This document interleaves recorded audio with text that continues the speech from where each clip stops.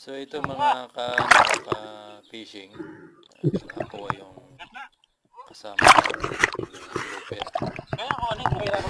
Medyo malabo kasi yung tubig, kaya ako zero yung inabot ko ngayon. Siya malalim yung sisid niya. Ako kasi halos tatlong di pa lang yung kaya ko, halos yung pang diba?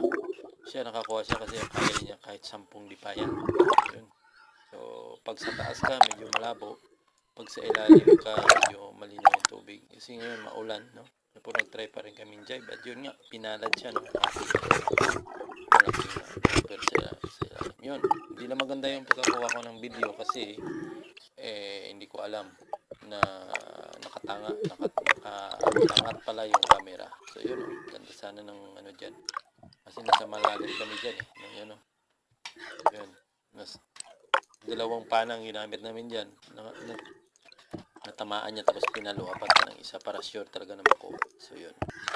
Like, share.